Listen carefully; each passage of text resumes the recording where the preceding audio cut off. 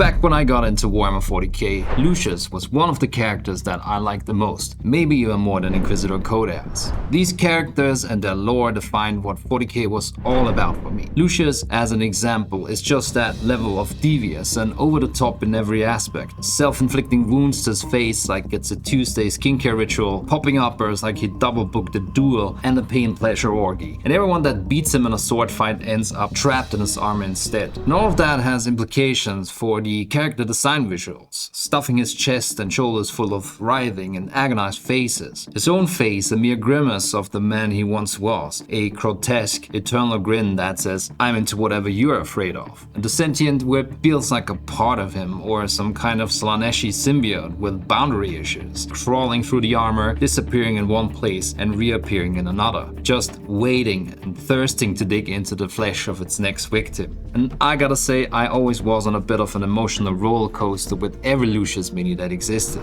Back then, miniature design capabilities were just not quite there yet to deal with all of this glorious degeneracy. And so the mini that came with it was kind of underwhelming. It just couldn't reflect all the awesomeness this character was oozing. Let's be honest, back then it was probably an impossible task. But when I realized there would be a redo with the new Slaanesh release, I was excited, and we all know how that turned out the last time. I know what this is. It's happening. Oh hell yeah. Yeah. Oh god no, what is this? Still, I wanted to give this one a fair chance. Even when I was a bit disappointed by the first pictures, I thought maybe the mini is just hard to photograph and the mini black paint job didn't help. And I actually do think it looks better in hand and when you're able to turn it around. However, I really wanted to make my version of Lucius with as few adjustments as possible. But when I started assembling it, I realized that the new model also doesn't tick the boxes that I wanted it to tick. And even though a majority of you thought it was fine and it didn't need any fixing, I'm going to hack this apart and rebuild it more in line with how I picture Lucius the Eternal. A less Cirque du Soleil and a bit more heavy metal album cover. Don't get me wrong, I think I get the design idea. He's that agile sword fighter and they wanted the mini to look dynamic and have a lot of movement. And that's not a bad thing. It's probably even accurate to his character or fighting style. But it's just not what I want from this mini. I think it's a funny exercise to try and strike the poses the minis have to see if they bother you or not. Maybe don't flay your own face while doing so, but maybe if he stood there upright, pointing the sword and tracking the whip, I could see that looking really badass. Oh hell yeah! But then you add the long stride forward, and I think that's just a little bit too much. Oh god no, what is this? We've got the tilt of the upper body to the right, the sword pointing, the whip cracking, and that lunge on top. That's four major dynamics that are hard to balance on a sculpt that's just over an inch tall. So the first thing I want to do is change the pose. What I want is something more deliberate, more predatory. I'll probably keep the sword pointing forward, like he's in that short moment after slaying one enemy, having just spotted his next victim, and he's starting to move towards them. I always thought poses that just showed the slightest shift in balance, like a slow inhale before the scream, the moment before the madness, and those look more imposing and powerful than models caught mid-backflip or doing some other acrobatics. But hey, maybe that's just me.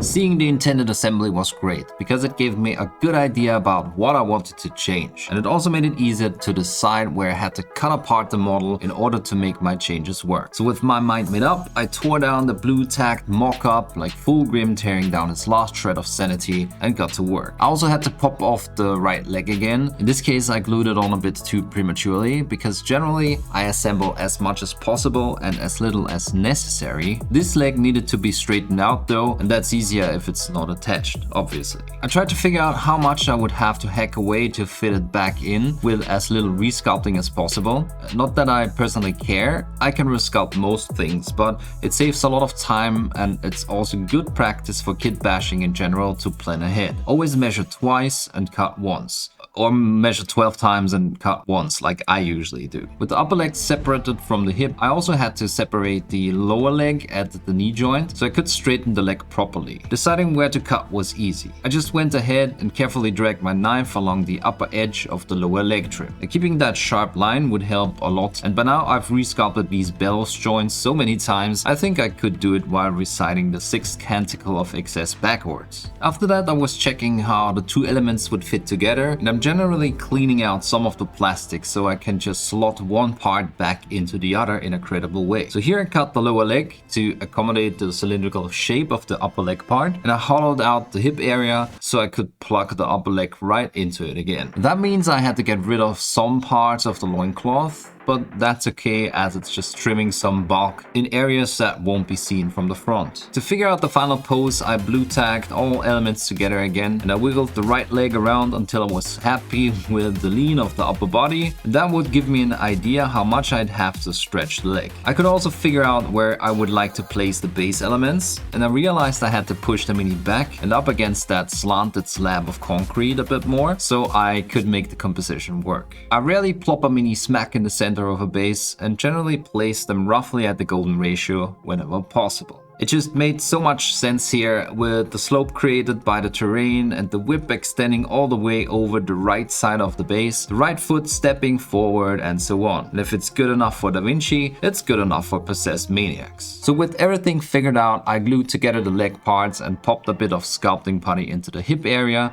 which allowed me to wiggle it against the base one last time just to make sure everything works, and then I left this to cure. I thought the pose would be even more powerful if there was a larger slope involved, because nothing says theatrical excess like standing on a ridiculously tall bit of urban rubble. So the idea was to do two things. The concrete slab in the back would have to be higher than it is now, and the whole scene would have to be more elevated to create a longer slope. And all of that would make the piece more dynamic. So I hacked the main sections of the plastic terrain apart and bulked the height by another 5 or 6 millimeters with cork. And then I added more details with some epic basing urban rubble. Note how that broken pillar adds another line in the direction of the slope. Then I went on to figure out the placement of the legs, and leaving the smaller concrete part detached means I can adjust it just before I glue the mini on. Another thing I could have done would be to glue that part to the foot of the mini instead of the base, which removes having to fiddle around with it altogether, since you can later just fill the gap between that part and the rest of the base. And making the scene obey the mini is sometimes easier than the other way around. After the positioning was locked in, I bulked the rest of the scene with cork and covered everything in a thin layer of milliput so I could add cracks and texture that would mimic the plastic parts. I don't know how to best describe it, but the new sculpt felt tame, especially in the detailing. Like the flayed skin on the torso from the older arc was missing, for example. And the corset was cute and all, but I wanted body horror, not haute couture. So I decided to get rid of that and bring back some of the more grotesque detail. I shaved down the whole middle section and also made some room for more of the agonized faces, because Lucius should look like he's wearing his victims as a fashion statement. Dior by Demonette. While Lucius might be the only one being able to pull off wearing his former victims as a fashion statement, everyone can pull off wearing the best graphic tees on the internet, which leads us to this video's sponsor, Into the AM. They're my all-time favorite clothes company, and ever since I tried on their first t-shirt years ago, my collection has been steadily growing, to the point where I'm hardly wearing anything else. They're best known for their awesome graphic t-shirts. My all-time favorite shirts are from the vintage range, 100% cotton, and I just love their creative motives, ranging from the fantastical to the mythical and back again. It's just perfect for nerdy folks like us. I use their active tees to work out, relaxed button-up shirts when it's hot outside. Their basic range is my go-to for everyday apparel, and now the range also includes denim jeans. While the vintage shirts are a bit more muted, the graphic tees range also includes more striking colors, and these prints are made to last. This is the oldest Into the AM t-shirt I own, and I don't remember how often it has been washed, but nothing has cracked and it's as pristine as on the first day. Right now they're running a Memorial Day sale, offering 25 to 70% off site-wide. So if you ever thought about giving Into the AM a try, now is the right time, and using my referral link in the description will give you an extra 10% discount on top of existing discounts. So what are you waiting for? Give your wardrobe a refresh with Into the AM and look good in any situation. I also didn't like the spiky parts around his collar and head and toned that down, and then got rid of the detail on the belt buckle, which made some space for the skull with the tongue from the artwork I mentioned earlier. And I felt sacrificing the slaanesh iconography for this was worth it. Otherwise there would just be too much detail in too little space. But before putting the details back in, I decided to finish out the pose, and for that I had to add a head. And I know Lucius is often described as disfigured and grotesque, but the head that came with the model on the stages didn't do it for me. I don't mean to be rude, I'm just trying to state facts, but the face didn't look like a grin at all, and the scarring looked rather uninspired, with just one jagged line running across the face. And on top of that, his tongue hanging off the side just made him look like a drooling idiot. So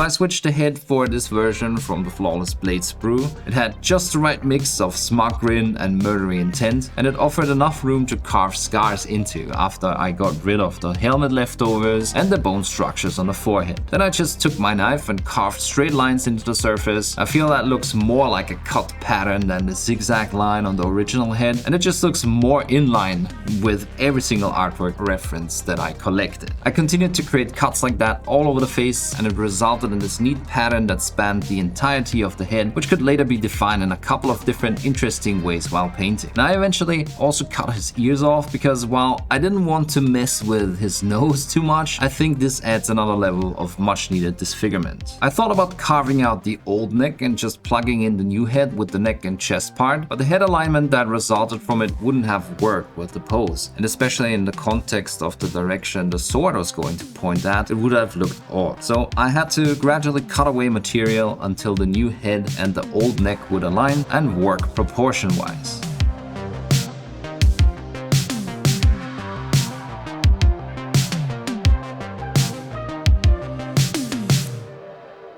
As always, a big thank you to my local game store, Starting Games, for providing me with a copy of Lucius. I'll leave a link in the description. They stock tons of tabletops, board games, RPGs, and so on. So if you are looking for a reliable source for any of that, follow the link in the description and go check them out. With the body mostly done and only the arms left to attach, now it was time for the detailing that would hopefully add back all the character and flair of the old artworks that this version was missing. First, I covered the whole midsection under the armor in a thin layer of putty and made sure it was relatively smooth using a wet brush. Then I carved the scar lines into the epoxy clay and refined them a bit with my color shaper, making the middle areas wider than the ends. I also used it to press in the areas around the cuts so their edges would come outwards more and look like bulging scar tissue. And after everything was cured a bit and I couldn't disturb the epoxy too much anymore, I used the needle tool to refine the cuts more, building some detail inside them and making them sharper looking. I drilled 2 holes into the side of the head to have some entry ports for the drugs coming from the rack, because what's a Lucius conversion without some recreational chem delivery? And then I quickly filled the gap in the head and neck before I made 2 small rolls of putty and created the tubes that would connect the racks and the toxin ports. Everything started to slowly come together as I redid the bellows joints on the repositioned leg. I filled the gap with some putty that I would leave to cure a bit so I could drag in lines without pushing the material around too much with the hard tools that I'm using. And finally, I was smoothing the rolls out with a wet brush. Then it was time to create more of the detail I liked so much in the old artworks. And one detail like that was the agonized looking skull on the belt buckle area. I started from a bit of epoxy that I carved into this oval shape, wider and round at the top. And then I built the temples area so the forehead area would be more pronounced and pressed in the eye sockets. The reference looks like a haggard face, so I basically used the skull reference for this and gradually built up the bone structure until I was happy with how it looked. At this point, I also started to add additional faces to the armor panels. This was actually the thing that bugged me the most. Apparently, there's hundreds of souls trapped within the armor, but on the sculpt it looks like there's only a few of them popping out and saying "What's up?" What's up?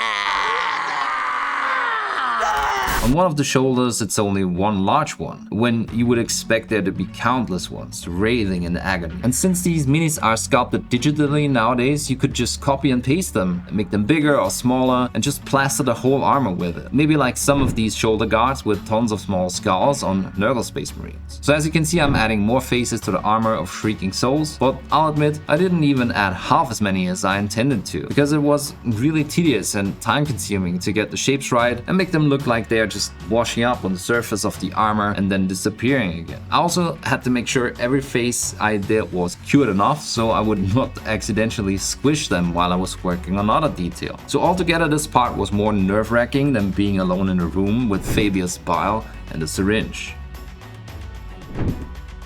Eventually the face on the belt was cured enough so I could add the tongue. In my head canon, this is part of the demonic entities that also form the Lash of Torment, which Lucius is wielding, and they just burst out of every orifice they can find. I pushed the tentacle around a bit until I found it looked wiggly enough, and I'm not gonna lie, that result looks oddly satisfying. I should have probably added more of these, but I only went for one more, as I got rid of the tube on the side that almost every new Slaanesh Marine has and replaced it with another one that integrated with the small face I added to the chest plate.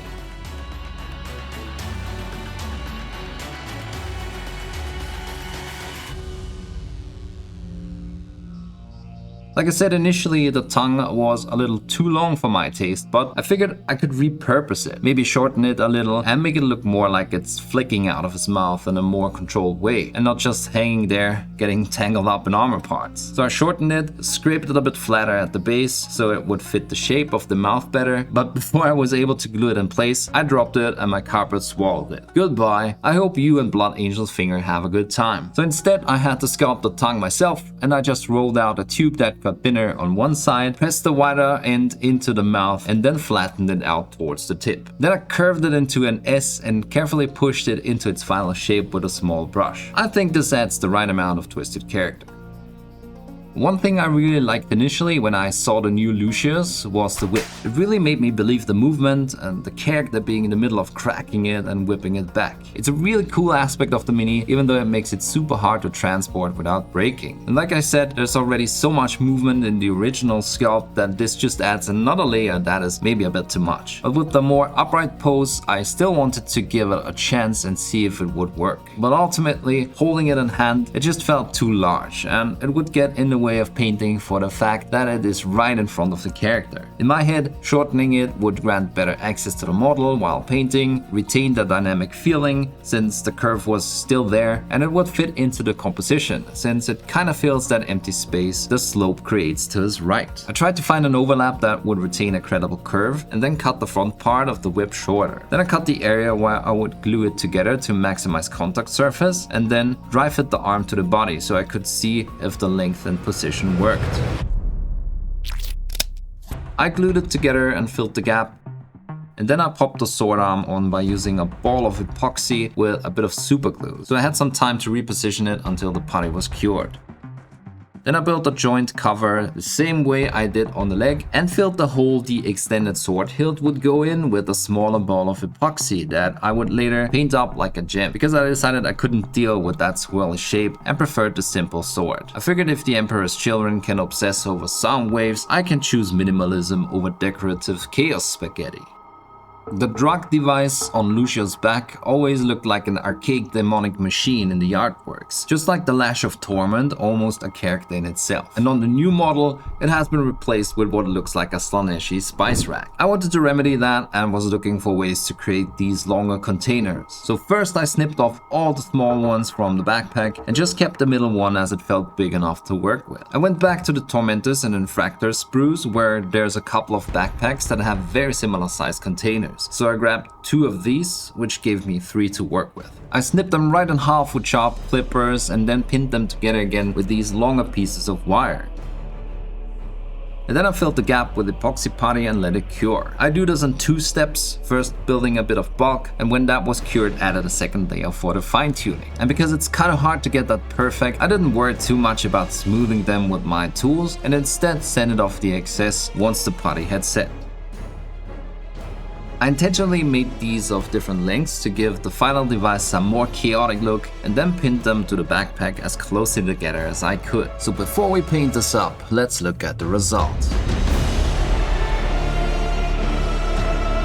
I like how the new pose turned out. It's a lot more menacing and it still has that perfect mix of movement and cockiness. Now, I think what I like the most is the new face. The scarring turned out really well, and I also prefer the slightly more normal face, even though he has more disfigured features in some artworks. I guess I just prefer the disturbing look of a human face with this unnervingly wide grin and the reptilian tongue sticking out. I'm also happy how the Stim-Rack turned out. Clearly my main influence was the Karl Kopinski artwork, and Initially, I planned to add a lot more tubes and hoses, but I really didn't want to overload the sculpt with too much detail. With a bunch of cables everywhere, I would have just been tempted to drown it in inks and washes. In the end, I'm happy about my custom version of Lucius. It's such an iconic model, and it's also going to look very unique in an army in this modified state. Let me know in the comments if you like this version or if you would change anything. And thanks a lot to my supporters on Patreon, you're the reason these videos exist. Oh, and if you want to see this bad boy painted, come back to the channel next week, because that's when this video will go live. And why not subscribe while you're at it so you get notified when it does. And if you're watching this at a later point, you can click right here to go directly to the second part.